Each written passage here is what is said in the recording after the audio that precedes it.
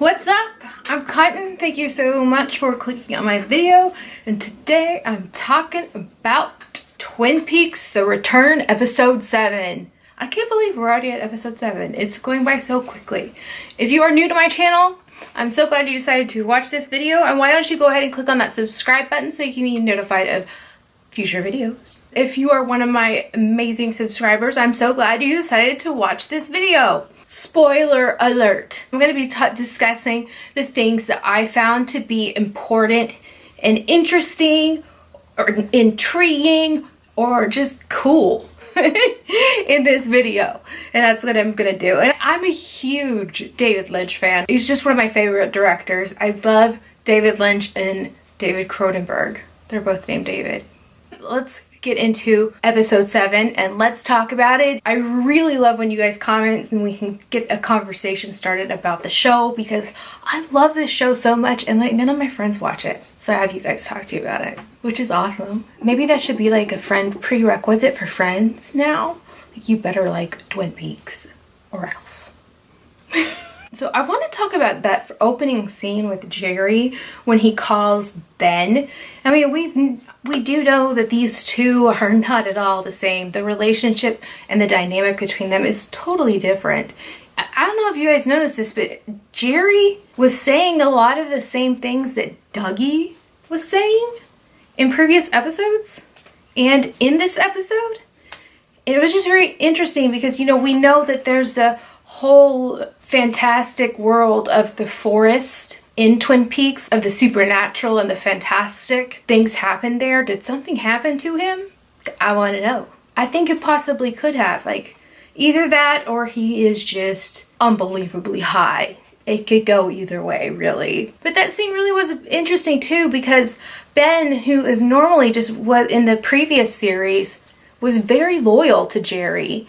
And this, he didn't even try to help him out at all, and I found that to be very strange and just another aspect of how their relationship has just completely changed. The pages from Laura's diary. I don't know about you, but I've been waiting for this for a very long time to happen, and it's the pages from Laura's diary saying that the good Coop is in the lodge and cannot come out, and write it in your diary. Remember that in Fire Walk With Me? I was like, really? I hope they bring that up soon.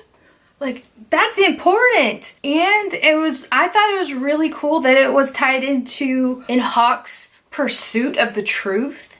And if you remember back in the original series, Coop did say that if he ever went missing, he would want Hawk to be the one to look for him. And that's what is happening. That's going to happen. It is happening. This is the beginning of it.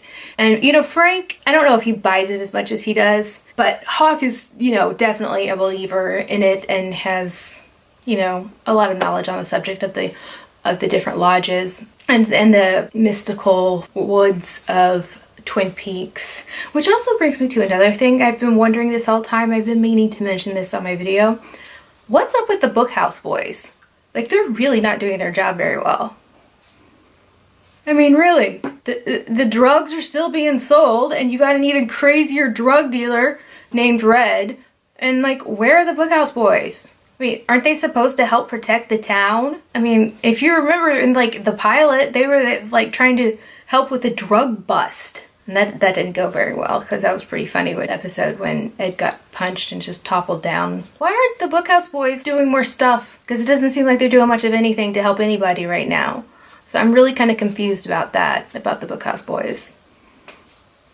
I'm really glad that finally someone knows where Coop has been for the past 25 years. He's been missing, because, you know, and Hawk does give some good information to Frank that he does look into. Frank decides to Skype with Dr. Haywood because he was one of the last people to see Coop at the hospital. Oh, and he has this cool like computer monitor that just like pops out of the desk. Like, how cool would that be to have? I want one. Honestly, his comments, disturbing. Something really horrible could have happened, like Rich Horn, because Doc Hayward saw him leaving intensive care where Audrey Horne was in a coma. I mean, gosh, I don't even want to think about that, but I think it's a possibility. As horrible as it is, it's a possibility. And you have to remember, we have the convergence of the evil doppelganger and Bob in one entity. And honestly, we really can't put anything past the Bobbleganger because he is very evil. I mean, he was probably celebrating getting out of the Black Lodge and probably did a lot of bad things and disturbing things and gross, just ugh. Andy's trying to be a good cop, finds the guy who owns the truck that hit the kid in the previous episode, but the dude is like so freaked out and he's like, I can't talk to you here. Like, he was so paranoid, and Andy was like, well, meet me here. Well, that's not a very good idea, Andy, because you just kind of signed that guy's death warrant. I'm assuming he's dead. Rich Horne probably killed him, or maybe Red, I don't know. But I would think Rich would be more likely to kill him just because he messed up and he doesn't want Red to know, because Red is mental. I wouldn't want to mess with him. I wouldn't want to get him angry at me or anything like that. And I think he would be pretty angry if he found out that Rich ran over a kid. I also have the confirmation of another theory that I had, which was that the headless body did belong to Major Briggs, and it does. And the weird thing about it is it hasn't aged. That body should be a lot older than it is. We do know that Major Briggs has sort of like time traveled and been through stuff, like as lodges, possibly. Let's just call it unearthly exploration. He's an explorer into the unknown, and I don't mean outer space, because there was that thing that happened, if you remember, when he disappeared then reappeared, and he had on like that, like 1930s garb? I think so, or 1940s. I don't know, but it kind of looked like he was had been in the past.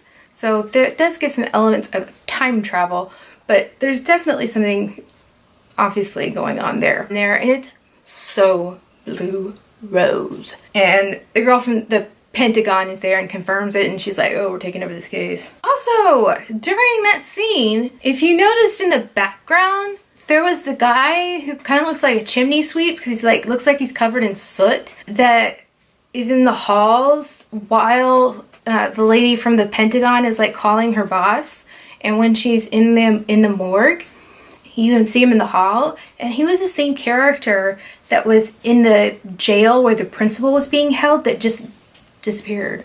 So I definitely think he is one of the characters that is involved with the lodge. He really reminds me of a character from Mulholland Drive, and if you've seen that, you know exactly what I'm talking about, I bet. Dude, that scene freaked me out at first. It really did. This one, not so freaky, but still just covered in all black, looking like soot and fire, which is, we have the fire theme, and like Fire Walk With Me with things burnt and the ash. There's just a lot of different types of symbols that this guy is, and he's mysterious, he's mystical, obviously. We now have our new dynamic duo, which is Gordon and Albert, who I'm really enjoying seeing the two of them work together as partners on this case. It's really fun. I just really like the dynamic between the two characters, and it was so funny when Albert was like, well, you're gonna have to go see Diane, and Gordon's like, will you go with me? Diane the diva. It's a really kind of fun scene when they go over to Diane's place. You have to give a lot of credit to Laura Dern, because even though Diane has this like really diva kind of like stone cold bitch hard appearance, she clearly has been traumatized. Something has happened to her to make her this way, to have these sort of extremely aggressive reactions to normal conversation, or just conversation. It's just very hostile. She's very angry, and that's It's got to stem from something. Of course, we know when people, in real life, when people act this way, we know most of the time that that is symptoms of something else. And that something else could be the last night that she saw Coop, which really wasn't Coop. Then we see Diane does agree to go to South Dakota to, you know, have a interview with the Bobbleganger. All of a sudden, this is really where I really commend Laura Dern once again, is when she sits down and she's getting ready to do it, you just see on her face a vulnerable side to her. She's kind of frightened and she's very, very upset. And that's before she even speaks to him. And when she speaks to him, it's so intense. Kyle MacLachlan is doing amazing work in this entire series because he has created such distinct characters. Bobbleganger just has the tone of voice, and he's using that chest voice, and it's kind of so monotone and it's creepy, and it's totally working. The way that Diane reacted, it was so just, oh, I just felt bad. I felt for her, you know what I mean? Something really bad happened, I think, between these two, and I think it was really devastating for her, and it could be the reason why she is now the way she is, because like I said, a lot of times people that do that, it's a front and it's a symptom of something that's going on with them in their lives. These characters are not one-dimensional. They got lots of layers. Interview, before she cuts it off, you really see the pain and hurt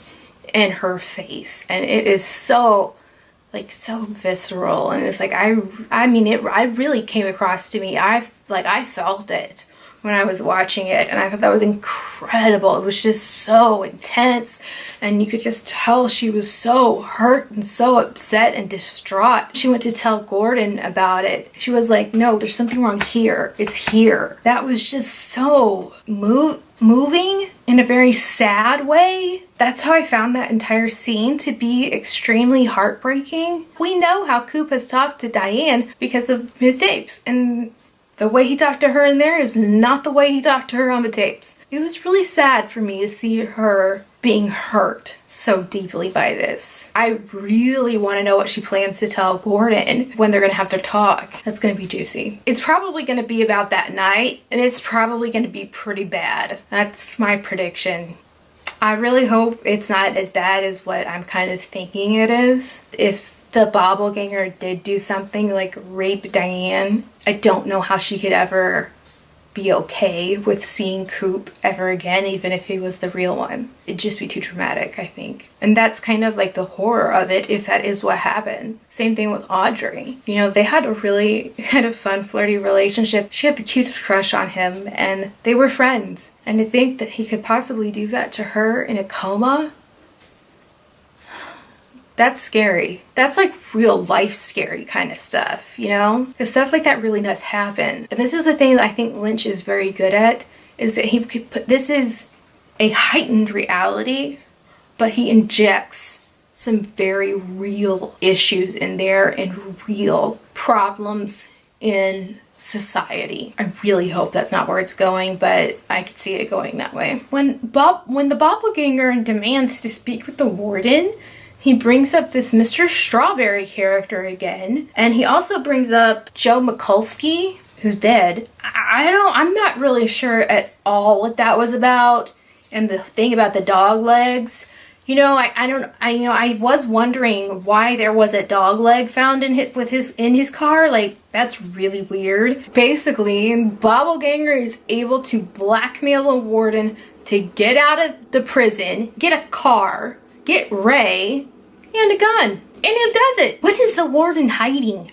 Who's Strawberry? Who's this Mikulski guy? What is going on? I want to know. I'm kind of thinking that maybe like it's tied to either something like Beulah and her brothel and people, or maybe it was like, you know, one of those times where the prison guards go wild and kill an inmate or something like that. So I'm not sure, but he really did a good job at blackmailing the warden because he scared the crap out of that man. One character that's really surprising me that I'm fully enjoying is Janie. She's so funny. That scene with the cops and Coop, and he's just really not knowing what to say because he's still, you know, not all there. She's like, well, there you go. That's the answer. It was stolen. I mean, she was just so funny in that scene. She really is so dominating. Naomi Watts is a fantastic actress, and she actually was in Mulholland Drive. I just love her as this character because she's like this soccer mom, like on speed, that's just mental, and it's hilarious. She is like a hardcore suburban mother you do not want to mess with or piss off. I would not want to get her mad at me. Line that she said, there's more to life than cars. I just found that hilarious. She just really was just like, you know, this isn't my problem, police. It's your problem. We have the big action scene with Spike, the deranged psycho killer. Qu'est-ce que j'ai? Fa fa fa fa fa fa fa fa fa better. That was what I call shades of Coop, because when Spike was running at him with that gun, he immediately like went into Coop moves and like threw him down. I was like, and had him down, and Janie's like on him too, man. I mean, I'm telling you, that's a good wife. She's like, if you fight my husband, I'm fighting you too. We have this really cool scene where Coop is struggling with Spike to get the gun out of his hand, and the evolved appearance of the arm shows up and tells him what to do to get the gun out of his hand, and he does. And then I did notice something really odd, if you notice this. I'm sure you did. That when the police were like, you know, cleaning up the crime scene and everything, there was like flesh on the gun where Spike's skin, I think, would have been. What was that about? But I thought it was really interesting that the arm was the one that helped him instead of Mike, because that's who we're used to seeing help him. We have a new classic line. Dougie Jones moves like a cobra. That just makes me laugh so hard, just because if you will see all the rest of the way he moves, it's far from Cobra-like, except in this one scene where he's like all of a sudden man of action. Then we check in with the Great Northern. There's a buzzing sound, electricity. Beverly, that is played by Ashley Judd, has noticed this buzzing sound, and it's gotten louder and louder. And they go around his office and they can't really identify where it is. There's an interesting shot where the camera just kind of zooms in on the wood. And I have a theory about this, okay? We know that the forest of Twin Peaks is mystical, okay? And we know that Josie Packard is trapped in the wood in the hotel. It makes me wonder if there's other people trapped in there. It's not a far reach to think that that wood that built the Great Northern is from the same forest. That wood could have magical properties. You know what I'm saying? I'm just throwing it out there. It also did make me think of when Audrey would spy on everybody. That was always really fun when she would spy on her dad at the Great Northern Hotel. Let me know what your thoughts are on anything about this episode. Anything I left out that you want to talk about.